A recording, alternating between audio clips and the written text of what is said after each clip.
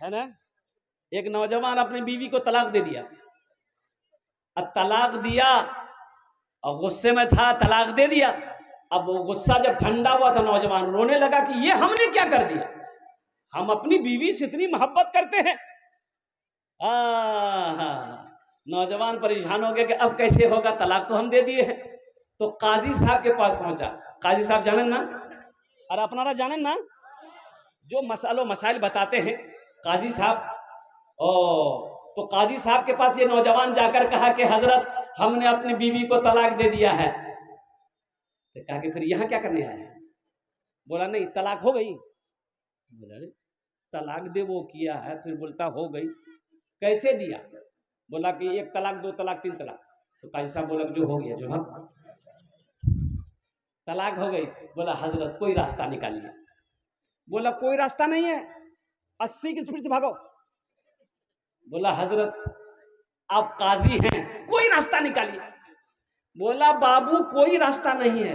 ये नौजवान पॉकेट में हाथ डाला और 10,000 की गड्डी निकाला, काजी साहब के आगे रख दिया। बोला कि हजरत कोई रास्ता निकालिए। बोला जब तुम इतना कह रहे हो तो कोई ना कोई रास्ता निकालना होगा, कोई ना कोई रास्ता, अरे बोलो, निकालना होगा। तो काजी साहब ने कहा, पूछा कि तुमने अपनी बीवी को कैसे तलाक दिया है? तो नौजवान बोला कि हम बोले कि तुमको तलाक है, तलाक है, तलाक है।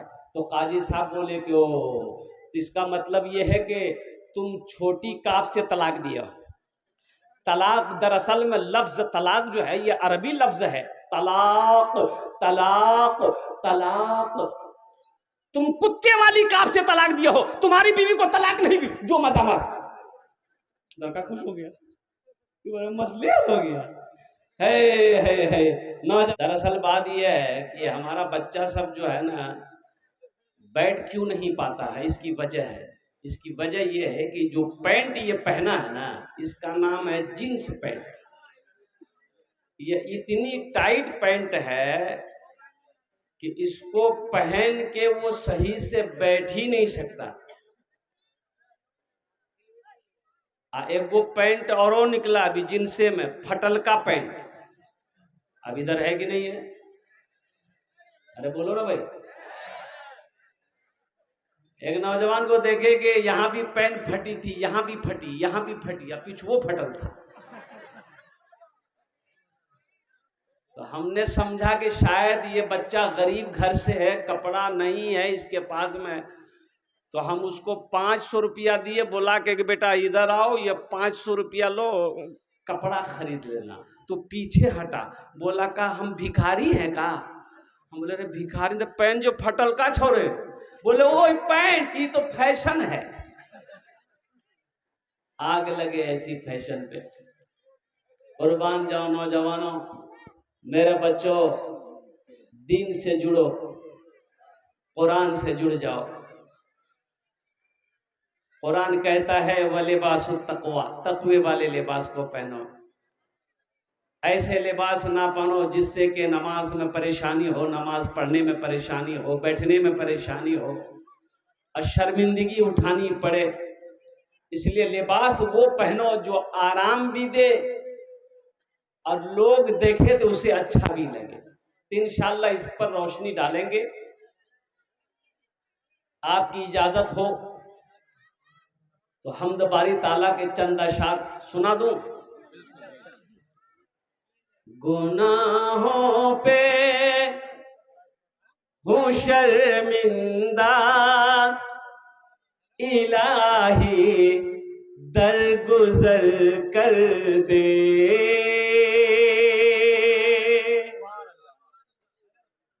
देखिए बोलता है सुभान अल्लाह। अच्छा, इसको पते नहीं कि कहाँ सुभान अल्लाह बोलना है, कहाँ आमीन बोलना है।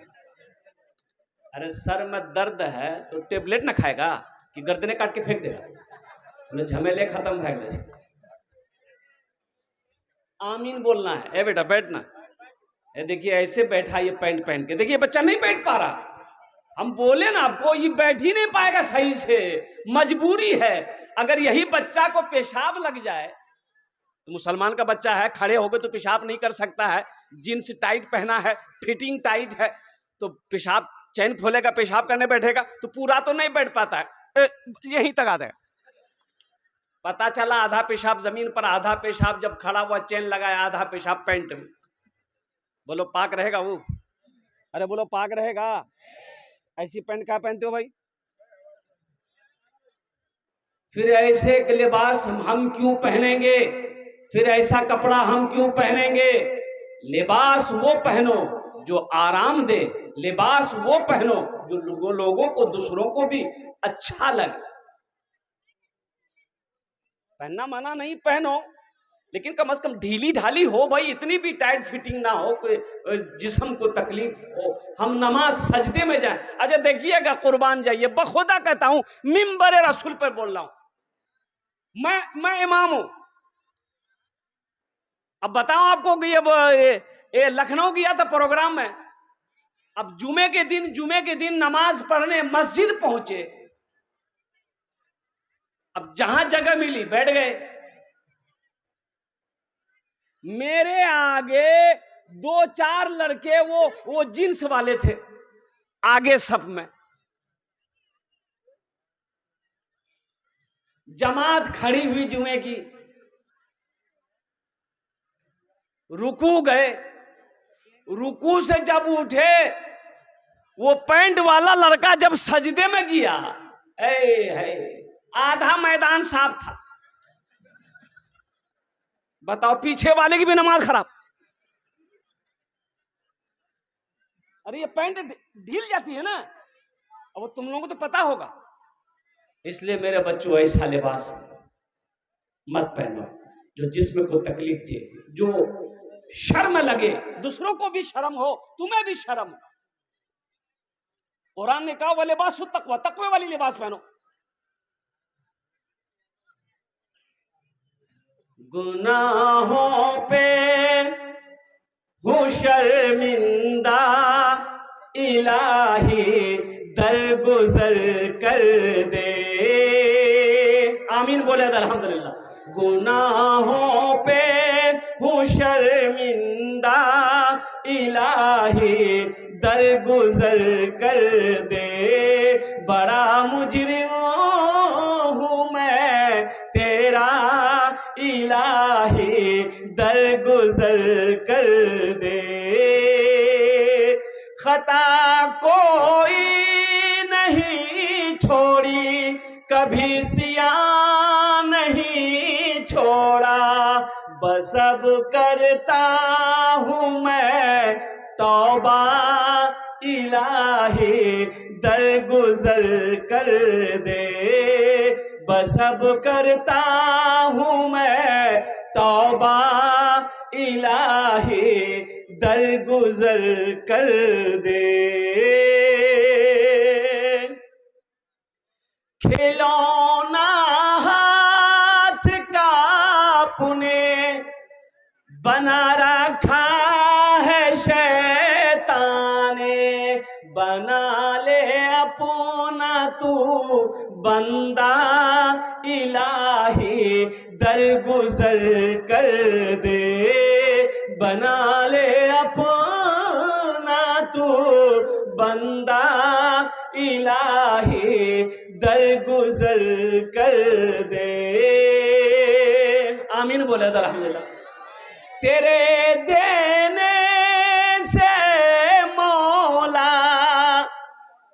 तेरा कुछ भी ना बिगड़ेगा, तेरे देने से मौला तेरा कुछ भी ना बिगड़ेगा, मगर बन जाएगा मेरा, इलाही दरगुजर कर दे। बड़ा मुजरिम हूँ मैं तेरा,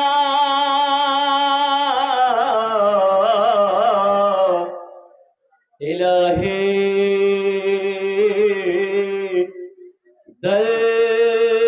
दरगुजर कर दे। आमीन बोला अल्हम्दुलिल्लाह।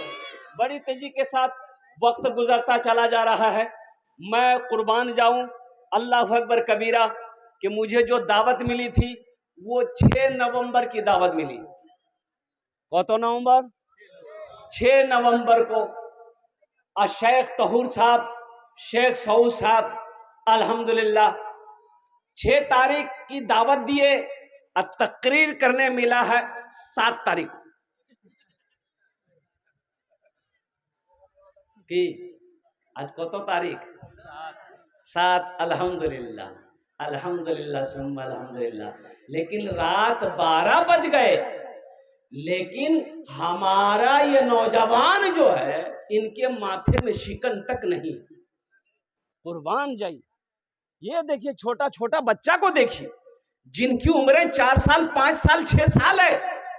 ये बच्चे लोग 7-8 बजे तक ये लुढ़क जाते हैं, कहां चले गए इसको खुद पता नहीं। रात 12 बज गई, इनकी आंखों में नींद नहीं है।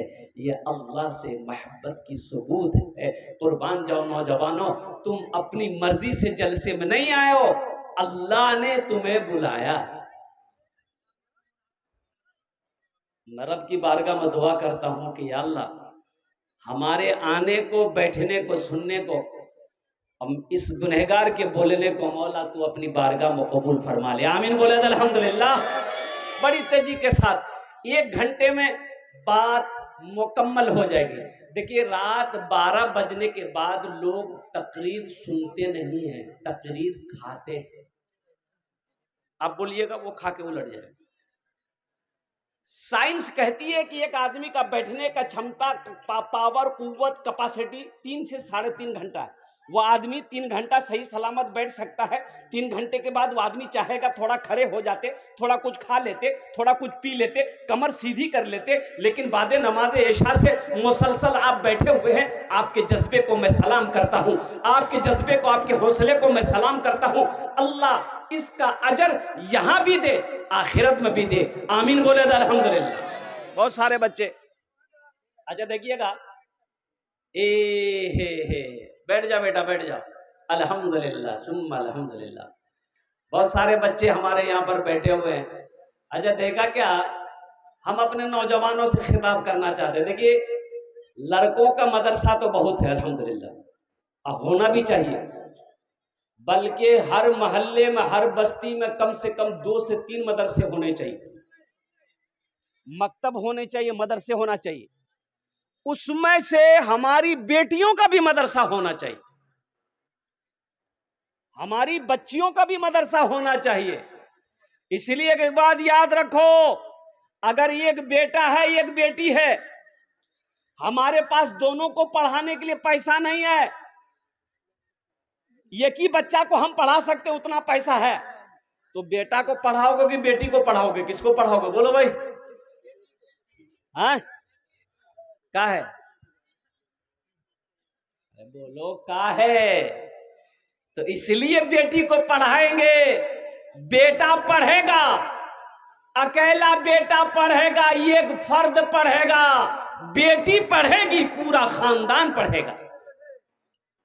बेटी पढ़ेगी, पूरा खानदान पढ़ेगा।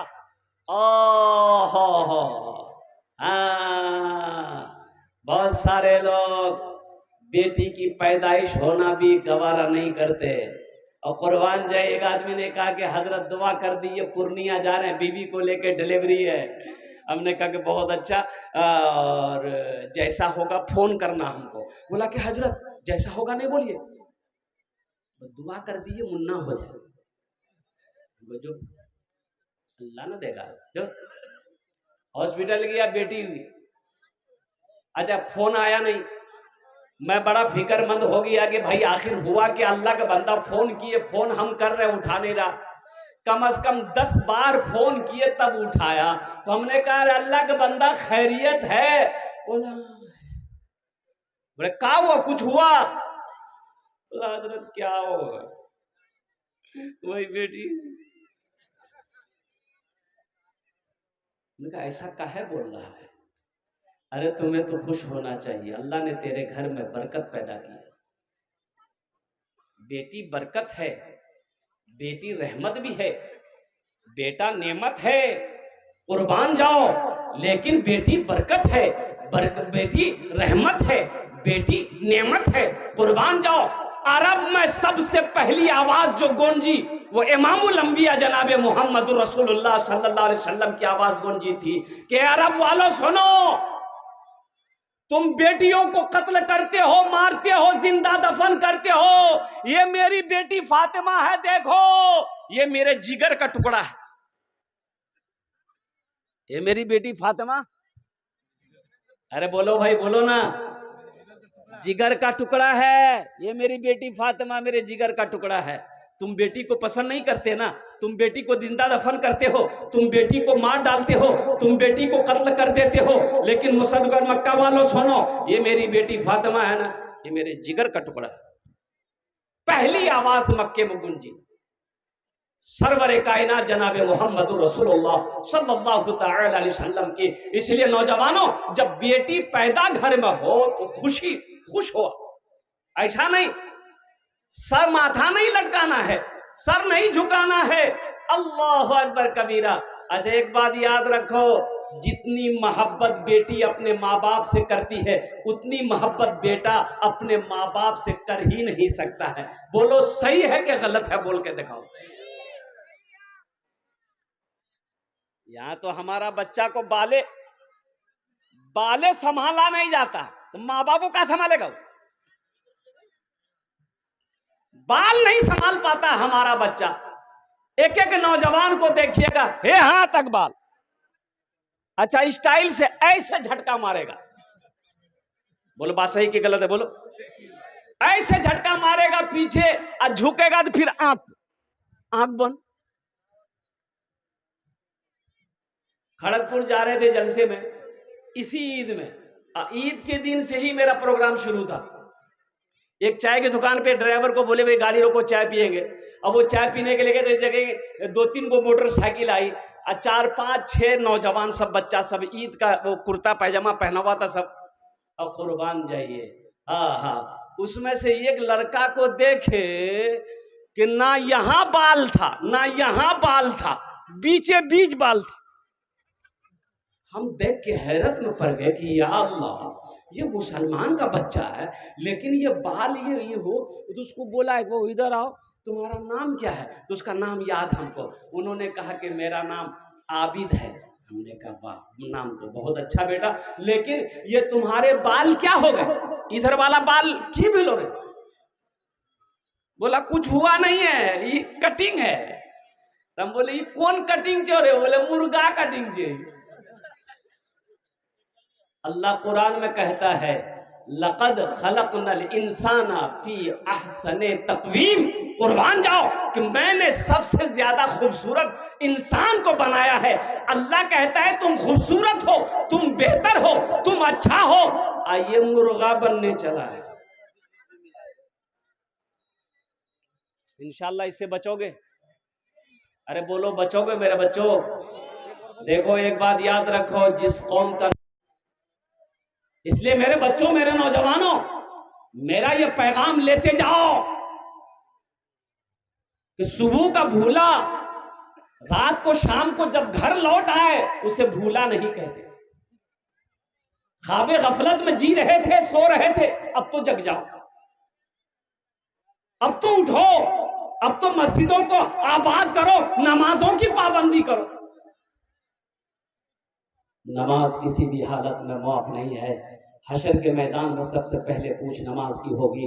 इसलिए मेरे बच्चों, मेरे नौजवानों, अगर तुम चाहते हो कि मेरा रब हमसे खुश रहे, मेरा अल्लाह हमसे राजी रहे, तो अपने रब को राजी करो, अल्लाह को राजी रहो, अल्लाह को राजी रखो। इसलिए कि दुनिया तूफानी है, ये दुनिया मतलबी दुनिया है, ये दुनिया कीड़े मकोड़ों की जगह है। अल्लाह अकबर कबीरा। एक दिन मौत आएगी और मौत आएगी, इस दुनिया से रुखसत हो जाना है।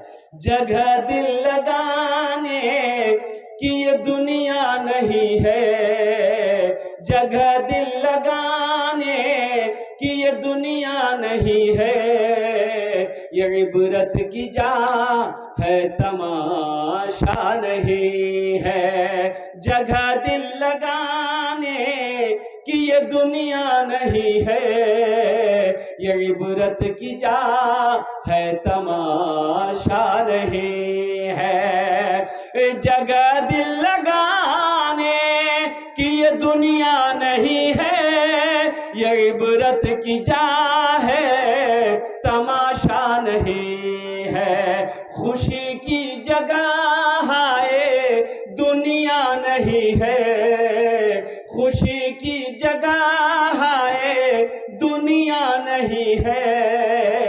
किसी को सदा इसमें रहना नहीं है, जगह दिल लगाने की ये दुनिया नहीं है, किसी को सदा इसमें रहना नहीं है।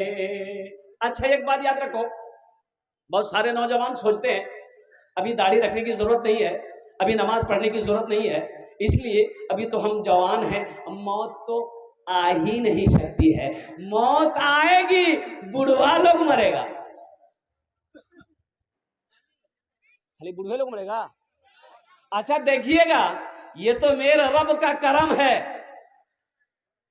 कि अगर फरिश्तों को घूस देने से मौत टल जाती, पैसा देने से मौत टल जाती, तो पैसा वाला कभी नहीं मरता, पैसा वाला कभी नहीं मरता, अमीर कभी नहीं मरता, दौलतमंद कभी नहीं मरता, उद्योगपति कभी नहीं मरता। जैसे ही मौत का फरिश्ता आता कि चलो तुम्हारा टाइम हो गया है, और पैसा वाला बोलता है कि उसको ले जाइए, ये रखिए, उसको लेके जाइए। अच्छा देखिएगा, पैसे में बहुत ताकत है, ताकत है।